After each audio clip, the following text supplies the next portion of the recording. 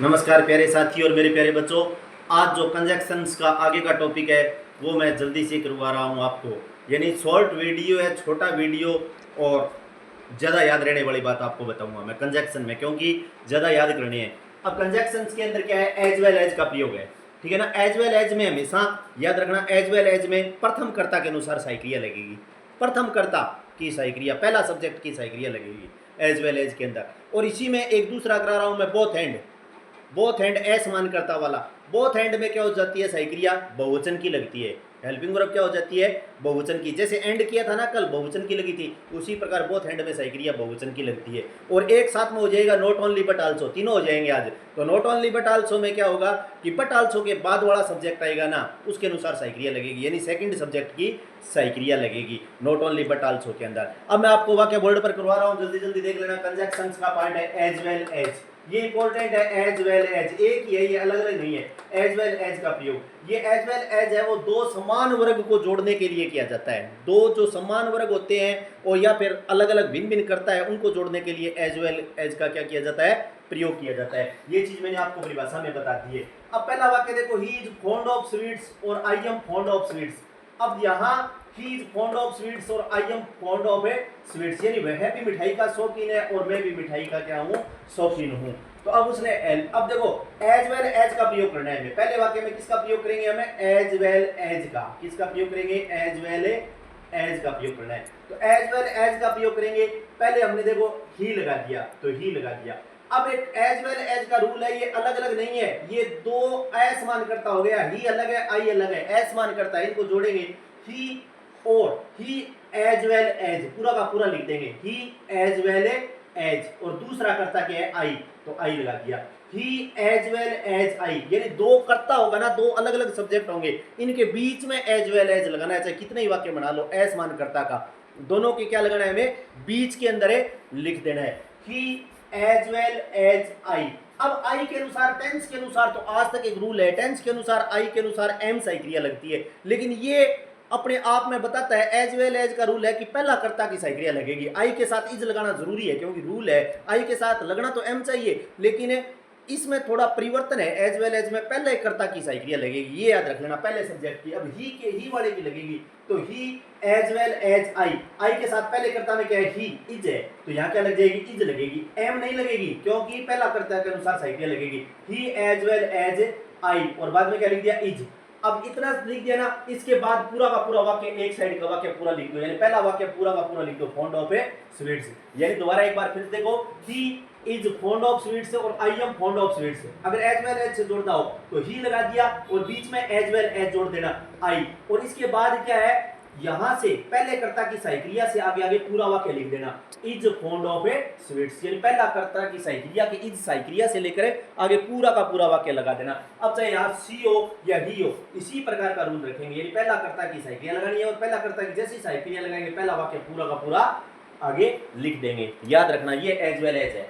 अब दूसरा वाक्य इसी में अगर आ गया, he is fond of sweets और I am fond of sweets, तो एज वेल एज से जोड़ दिया। एज वेल एज अलग अलग नहीं है, एक ही चीज है, एज वेल एज एक ही बीच में जोड़ना है। अब दूसरा एक वाक्य और है, Sohan is a good boy, Mohit is a good boy. अब इसको क्या करना है, बोथ एंड में जोड़ना है। इसको जोड़ेंगे हमें बोथ एंड में, यानी इसका प्रयोग बोथ एंड में करना है हमें, यानी कि Sohan is a good boy, Mohit is a good boy. अब बोथ एंड का रूल है कि हेल्पिंग वर्ब है वो बहुवचन की हो जाती है। एचवी ये लिखा है मैंने, एचवी क्या होगी, प्लूरल, यानी छोटे अर्थ में बताया, ज्यादा नहीं बताया मैंने, पूरा का पूरा बता दिया। हेल्पिंग वर्ब क्या हो जाएगी, बोथ एंड में एक बहुवचन की हो जाएगी। अब देखो पहले हमेशा याद रखना, Sohan is a good boy और मोहित इज ए गुड बॉय। तो अब देखो असमान करता हो ना, तो पहले बोथ लगाएंगे, यानी पहले बोथ लगा देंगे और फिर फर्स्ट सब्जेक्ट यानी प्रथम करता, यानी बोथ सोहन, ये लिख दिया ना, बोथ सोहन। अब जस्ट क्या लगा देंगे, एंड, और दूसरा करता फिर लगा देंगे, क्या रह गया, मोहित, यानी बोथ सोहन एंड मोहित। अब देखो सही क्रिया इज है,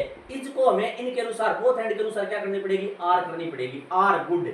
और बॉय का क्या कर दिया, बॉयज, क्योंकि हेल्पिंग वर्ब होगी ना तो नाउन भी बहुवचन की बन जाएगी। तो बोथ सोहन एंड मोहित, दोनों के बीच में। अब एज वेल एज तो बीच में आया था, वो तो एक ही वाक्य, ये अलग अलग है। तो बोथ एंड में असमान करता होना, तो पहले बोथ लगाएंगे, फिर पहला कर्ता लगाएंगे, फिर एंड जोड़ देंगे और फिर दूसरा सब्जेक्ट दूसरे वाक्य का। और ईच है वो किस्मत बहुवचन में चली जाएगी। बोथ एंड का नाम आते ही क्या होगा, इसी टेंस की आर कर दी हमने, यानी both Sohan and Mohit are good. और बॉयज, बॉयज क्यों किया है, क्योंकि नाउन भी बहुवचन की हो जाएगी, यानी both Sohan and Mohit are good boys, ये याद रख लेना।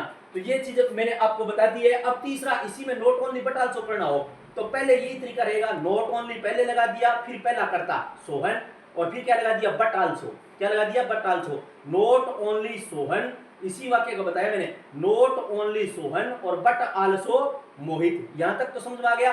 अब इसमें देखना है कि बट आल्सो के बाद वाली हेल्पिंग वर्ब लगेगी इसमें। तो बट आल्सो के बाद वाली हेल्पिंग वर्ब कौन सी है, यानी याद रखो इज, यानी क्या है, इज, यानी सेकंड कर्ता की लगेगी। नॉट ओनली बट आल्सो में क्या लगेगी, दूसरे वाक्य की साइड लगेगी। तो हमें क्या लगा दी, इज ए गुड बॉय, यानी नॉट ओनली पहले लगा दिया, फिर पहला कर्ता और फिर बट आल्सो और फिर मोहित और फिर क्या लिख दिया मैंने, इज, क्योंकि दूसरा कर्ता की साइक्रिया ए गुड बॉय। अब बॉय का बॉय रखा है, बॉयज नहीं किया क्योंकि साइक्रिया एक सिंगुलर है, एक वचन है, ठीक है ना। तो नॉट ओनली सोहन है और but also Mohit is a good boy. एक बार मैं फिर दोबारा करा रहा हूं, एज वेल एज का, यानी इनमें रिक्तान देंगे आपको, नॉट ओनली बट आल्सो आएगा, एज वेल एज आएगा या बोथ हैंड आएगा। यदि एक ही रिक्तान दिया हो ना, दो अलग अलग रिक्तान नहीं दिया हो, तो एज वेल एज लिखना है हमें। एज वेल एज एक ही, अलग अलग नहीं है।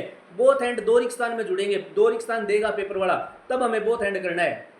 और नॉट ओनली बट आल्सो में भी दो रिक्तान आएंगे, एज वेल एज में एक ही आएगा, ये रूल याद रख लेना। तो अब एज वेल एज हमेशा ही इज फॉन्ड ऑफ स्वीट्स है और I am fond of sweets, ये वाक्य है, तो ही कर्ता के बीच में जोड़ देंगे, दोनों कर्ता के बीच में वाक्य आएगा, ही एज वेल एज आई, और पहला कर्ता की साइड लगानी है। ये मैंने लिख दिया, हेल्पिंग वर्ब किसकी लगेगी, फर्स्ट सब्जेक्ट की लगेगी, ही एज वेल एज आई। और आगे जैसे पहले कर्ता की लगेगी ना, पूरा पूरा वाक्य लिखना है, इज फॉन्ड ऑफ स्वीट्स। चाहे कितने वाक्य, इसी प्रकार के वाक्य होंगे, चाहे कोई सा वाक्य आ जाए, ठीक है ना। अब दूसरा मैंने एक बोथ हैंड का किया है, Sohan is a good boy, Mohit is a good boy, दोनों कर्ता असमान है, अलग अलग कर्ता होना, तो बोथ पहले लगेगा और फिर पहला सब्जेक्ट लग जाएगा, यानी बोथ है और फिर क्या लगेगा, फर्स्ट है सब्जेक्ट है, यानी बोथ लगाएंगे और फिर प्रथम कर्ता लगाएंगे और फिर हाथों हाथ पहला कर्ता लगता है, एंड जोड़ देंगे और फिर दूसरा सब्जेक्ट लगा देंगे। यहां तक कोई दिक्कत नहीं आना चाहिए। बोथ सोहन एंड मोहित, और साइक्रिया बोथ एंड में बहुवचन की हो जाएगी, जो ऊपर वाले टेंस में बहुवचन की साइक्रिया, जो टेंस दिया है ना, उसी की साइक्रिया बहुवचन करनी है। Both Sohan and Mohit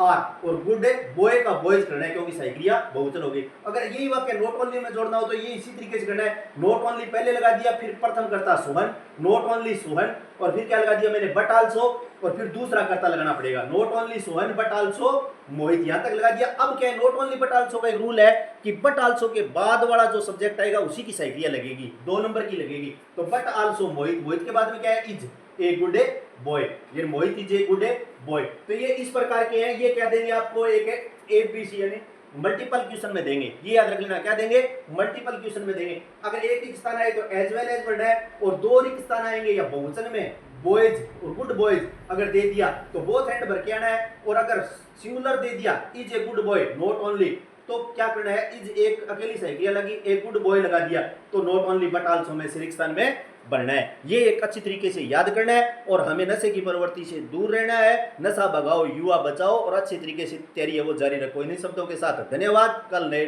conjunction में आगे और करेंगे। ठीक।